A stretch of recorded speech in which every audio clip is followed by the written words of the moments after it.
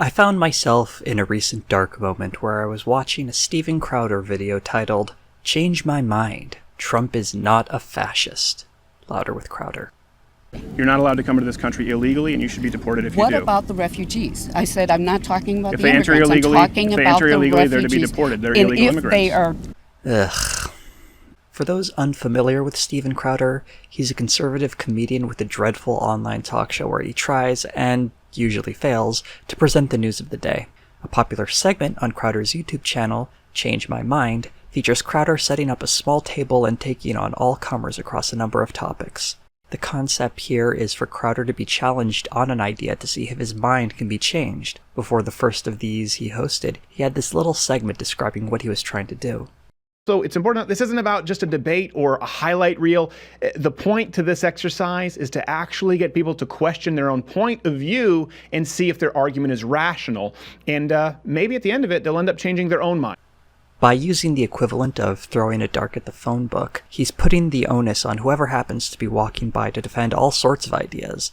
The finished product is often a video where Crowder uses rhetorical sleight of hand to dance around his opposition in an effort to make people who disagree with him look foolish. So let's get back to that line that annoyed me. Here's a reminder. You're not allowed to come into this country illegally, and you should be deported if you do. What about the refugees? I said I'm not talking about if the they enter immigrants. illegally, I'm talking if they about enter the illegally, refugees. they're to be deported. They're and illegal if immigrants. They are. A big part of why this line annoys me is that it wraps up the disingenuousness of this phony debate into a single exchange. Crowder is conflating refugees and illegal immigrants, two very different categories, especially when the former is deliberately declaring their status to the government in order to receive protection on humanitarian grounds. The United States has clear regulations on how asylum claims are to be handled. These don't typically involve splitting up families or not providing adequate representation so they can plead their case, to recurring problems under the Trump administration. The fact that this woman, going about her day, couldn't recite U.S. law on the matter is exactly what Crowder hopes for in these situations. It's a slow, painful process, but one that can be summed up very easily by the example above. I also want to highlight this really funny part where Crowder defends Trump by saying that his line about the media being the enemy of the people was actually a line taken from Stalin. Yes, he says the press is the enemy of the people. Okay. Do you know where that quote actually comes from? No, I don't. Stalin. Yeah, Donald Trump didn't say that. He Right. talked about fake news But being the enemy of the is he not saying public. that right now himself? Here's an idea. If you want to defend someone's rhetoric, you shouldn't point out when they're quoting Joseph Stalin. I'm aware Crowder is trying to make a pedantic point about how Trump doesn't meet all of the media, just most of it, but that's not really much of a defense. And when you've already said he's quoting Stalin, it seems like you've already retreated to one of the worst defenses I've ever heard. The woman in sunglasses, I suspect, did not leave her home and expect to have this conversation about whether or not Trump is a fascist. These people randomly going up their day are held up as exemplars of the left, showing that if you can find one person who can't talk about it intelligently, they all probably can't. It's called stereotyping. Now, what could Crowder do if he was really curious about the question, is Donald Trump a fascist? Or any of the other questions he asks in his ridiculous little segment. He could try reaching out to authors of articles like these. Or he could, and this is a really bold suggestion, try speaking to an actual expert on fascism and ask them their opinion on it. But Crowder can't really hold these little performances with a real expert, so he uses random people off the street instead. It's a lot tougher to rhetorically dance around someone when they know a lot more than you on the subject. A long-running satirical news program, This Hour Has 22 Minutes on the CBC, had a segment on it titled, Talking to Americans. In that segment, comedian Rick Mercer would go to places across the US with a camera crew to see what the average American knew about Canada. It got so popular that a special 1-hour version was broadcast on April 1st, 2001. It gave us golden moments like these. Given that 2001 has been declared the year of the senior citizen, we demand that the Government of Canada discourage the Canadian tradition of placing senior citizens on northern ice floes and leaving them to perish. Yeah, I'll sign that. So what are you studying again? History. Right, very good. I definitely believe that senior citizens shouldn't be placed on ice floes. And you're a prof here? Yeah. How many years? 9. You like it? Yeah, it's good. Good school? Yeah. The big difference between these clips and the Crowder ones is that Rick Mercer is actually a funny guy. Comedy is extremely difficult to find in Crowder's work, particularly in these segments. Look, here he is dressed up in a white suit to argue against hate speech. I don't really know why. I think he's supposed to be a puddle of jizz or something. The Mercer program also includes clips like this that show not all Americans were so easily fooled. Very good. Well, we're doing a story on global warming in Canada. It looks like our polar ice cap is going to break in two, which would make Canada bipolar. And the plan is to push the two poles back together. What are you laughing at? Huh. Okay. Right? All right. And Canada has a tugboat. We call it the Theodore. And the idea would be that the United States would provide the other tugboat. So the question is, do you think the United States would assist a bipolar Canada in this endeavor? What are you laughing at? What? Serious? Yes, what? You're kidding, right? What, You're asking if you've never heard of global warming? The United States will. You've never heard of global warming? Yeah, I have, but. The program was all in good fun. The people who Crowder convinces to sit with him and the people Mercer convinces to respond to a few questions had no idea they were going to be on camera that day. That's why these segments work. None of them left their homes thinking they would be quizzed on their knowledge of Canada or left-wing talking points. These are average people going about their lives. So in what way should they be expected to be well-versed or even prepared to speak on anything they're being asked about? That's the whole point. In Mercer's case, he's producing a lighthearted comedy program. But in Crowder's case, he's trying to point out how ignorant the left is on a number of topics. You could just as easily go to a Trump rally and ask its supporters random questions and make them look silly too. In fact, let's just do that right now. Who's he running against? Hillary Clinton. She's a liar. Do you think that Trump is going to win? Of course he's going to win, by a landslide. But you just said the election's going to be rigged. Oh, it's not going to be rigged in his favor. So it's rigged if Hillary wins, but not rigged if Trump wins. Exactly. Isn't that like saying just any woman who didn't want to date you was a lesbian? Exactly. Before we go on, I just want to clarify something really quickly here. Although I don't put too much stock into interviewing random people off the street, it does hold some validity. As I mentioned in a previous video, there are ways of interviewing people at demonstrations or protests that can provide some insight onto why this particular event is happening. When it comes to the opinions of the average person, you can also find some insights with a proper interview. Although I have plenty of problems with CNN generally, it does a pretty good job with interviewing Trump supporters on one of its regular segments. They ask questions, get their opinions, and point out errors when they come up. It's a gentle yet illuminating look into the mindset of a few random Trump supporters without trying to make them look foolish. None of you minded how President Trump responded. No. I didn't see anything wrong with it. I mean, he addressed the problem. I mean, let's face the reality. There are problems on both sides. Do you think that neo-Nazis and white supremacists are the same as those who are protesting them? I think it's ridiculous to have me choose between Hitler and Stalin, which is what I consider both groups are. And why are the people who turned out to protest Nazis, Not why all of are them. they Stalin to you? The Antifa group to me is totally a very Stalinish kind of group. How so? If you're willing to set fires and burn places to the ground, that doesn't sound like a very peaceful group to me. But they're both the same evil. They didn't use those tactics in Charlottesville. Crowder doesn't do this. Aside from the fact that he doesn't provide any real notice to a subject, and no, a last-minute tweet isn't real notice, he comes armed with a binder filled with the definitions and facts to be used in the conversation. He's also, presumably, read up on the subject before sitting down to talk about it, or at least read up on the talking points he will usually parrot on his show. The people he ropes into his little trap don't have these advantages, and if the only facts ready at hand are the ones provided by Crowder, he can manipulate the conversation to meet a certain end. Here's another example, this time taken from a conversation on two genders.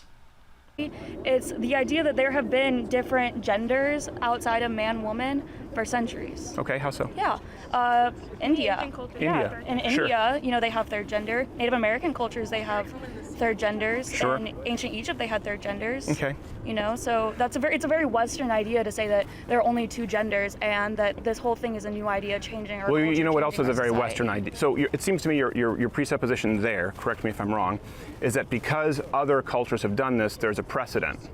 Yeah, Okay. I don't think that Well, we're you do- hermetically sealed in any way. So you do realize, and you talked about how very different it was from Western culture. So antithetical to Western culture, you named India, ancient Egypt. You know what else? We also believe in that's antithetical to those cultures. We're against slavery. Wow, so that was something. He tried to claim the idea of two genders was a new one. When the individual in glasses corrected him with historical examples that proved him wrong, he immediately pivots. He claims this person was discussing how the idea of multiple genders is justified because it comes from another culture, when really they were only pointing out a historical fact. And Crowder's slavery comparison is just... ugh. In the same conversation, he demonstrates his deceptive use of facts. Crowder's claim that businesses have been shut down because of pronoun usage in the UK, and his mentioning of Bill C-16 in Canada aren't really backed up by anything I could find. What businesses have been put out? Who's been put out of business for not using the right pronouns? Oh, in the UK, this happens all the time. In Canada, Bill can C-16. you name a specific business? Yeah, and Bill C-16 in Canada is really important. For example, we have comedians who've been put before human rights tribunals. I don't know which UK stores he's talking about, and he doesn't give us any more information than that. I would love to source this claim, but to be fair, I couldn't really confirm it one way or the other. But the Bill C-16 one, oh, that one is the commonly misunderstood hate speech law in Canada. And like pretty much every conservative who's spoken on this topic, he gets it completely wrong. More importantly, it sounds like his problem here isn't with multiple genders, but laws that inform hate speech. For those who haven't heard about Bill C-16 and the whole controversy around it, just skip ahead to the Canadian Bar Association's letter on Bill C-16, which was a response to Jordan Peterson's characterization of the bill, an interpretation that Crowder parrots in this video, and how that talking point is completely ignorant of how the law works in Canada. And yes, I'm going to take the opinion of the Canadian Bar Association over a Canadian professor of psychology and some internet jackoff. Another common tactic Crowder uses is to be overly concerned with rules of order in the conversations, especially in debates he's performing poorly in. He has a nice stockpile of phrases such as, "you're speaking in paragraphs," or he'll start talking about how we need to be calm and civil, bringing the conversation to a complete halt so he can collect his thoughts and reorganize himself. An easy example I can show you is in this debate with a young person over the merits of socialism. The youngster unfortunately uses the term autistic as an insult. I think that was a rather unkind remark, as people with autism deserve respect and compassion, and their condition shouldn't be used as a slur. I couldn't care less about Crowder's hurt feelings, though. If you don't pay taxes, you're going to have other forms of violence that arise spontaneously. This sort of autistic libertarian idea of, oh, you can have a non-aggression. Stop it! He's been watching Matt Damon videos. Crowder then proceeds to discuss the autism point for 1 minute and 30 seconds straight. No, do you believe that's the definition of autism? No, No, you I'm don't. using it in an informal way. Okay, so you're using it in an insulting way. And he goes on about it several times later. About the fact that you implied I might be autistic. So maybe I don't know what's best for America. Autistic and such. Might look what you might refer to as stupid. Okay. So saying autistic or shill. No. The person losing the debate is the one who refers the other person as autistic and a shill. And why, pray tell, is Crowder so suddenly concerned with the use of autism? Well, I think the young person has a good answer to that. Well, I think you're getting upset because you're losing the debate. The lovely thing about this exchange is that Crowder seemed to be so aware of how poorly he did that he dismissed his opponent and then spent a few minutes addressing the points he made without any opposition. When you ask someone who's debating you to leave the stage and then go after their argument, that's a really cowardly move. It also betrays a lack of confidence in your own position if it can only be presented when there's no one competent to counter it. The last one of these I want to look at is at the mercifully short "Kwanzaa isn't real, change my mind." It's the least popular of these segments with just under 1.5 million views. And yeah, the least popular of these is still nearly 1.5 million views, Jesus. In that short segment is a microcosm of what these segments are at their heart. The one and only person Crowder speaks to is a young man named Christian, a young man who apparently doesn't know that much on Kwanzaa to begin with.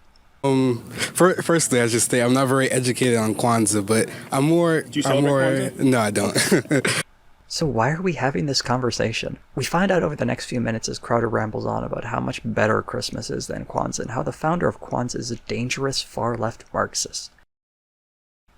This entire conversation is just Crowder grandstanding, offering up loads of bogus knowledge completely unchallenged. The discussion rambles along, touching on a few other topics, mostly related to religion and secularism, but it never really lives up to the premise of its title. Even the comments in this video noted how pointless an exercise this was. The issue here isn't that Crowder is doing much better or worse than he does in his other conversations/debates. These performances are just an excuse to fire cheap talking points out into the world. It's just that this one topic nobody really cares about. But when the subject is gun rights, feminism, or gender, the views go up and people are chomping at the bit to have their views reinforced. The most honest of these videos are the ones in front of crowds, filled with moments where they can react loudly. This is where the louder and louder with Crowder comes in. He's performing for an audience. He's chasing that reaction. That is what these are about. Not some dialectical exercise to examine an issue or having Crowder really challenge his beliefs. This is just another one of his stage shows designed to get a big, loud reaction. Crowder gives people a show. He dresses up his show as debates or conversations, but their performances through and through. He's tapped into what really makes his audience tick. Not any sort of actual debate, but the performance of debate. It lets them feel smugly secure that they are the thinkers who truly value the discourse. If that were so, you would think they would demand better of Crowder than whatever random person he could convince to sit down in front of a camera to discuss whether or not brown people belong in America. That's not what people want to see. They want to see Crowder humiliate people, or bend to his silly rhetorical tricks. Some people just like watching garbage, I guess.